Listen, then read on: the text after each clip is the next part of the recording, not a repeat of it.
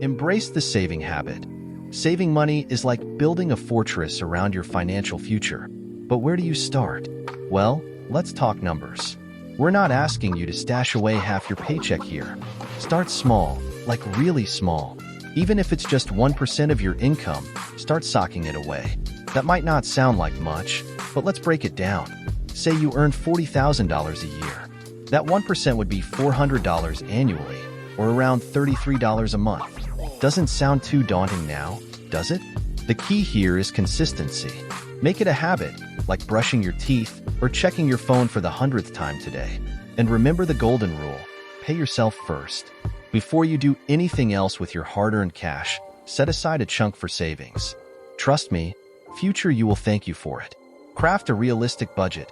Now, let's get down to brass tacks. You need to know where your money is going if you want to take control of your finances.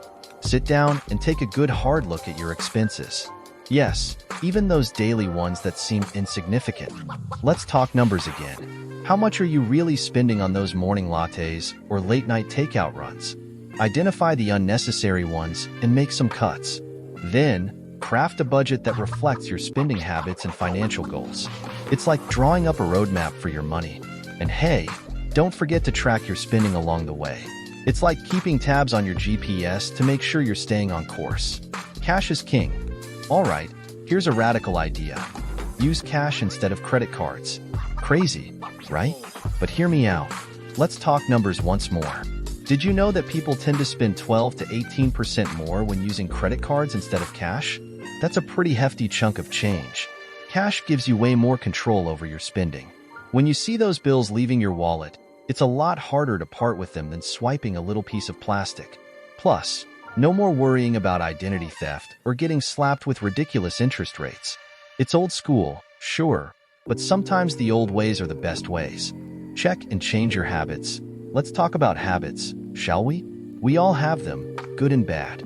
The trick is to identify the ones that are draining your finances and kick them to the curb. Whether it's smoking, excessive gambling, or mindlessly splurging on things you don't need, it's time to say goodbye.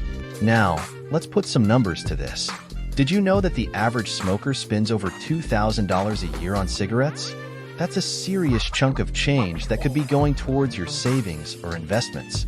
Instead, focus on activities that actually put money back in your pocket.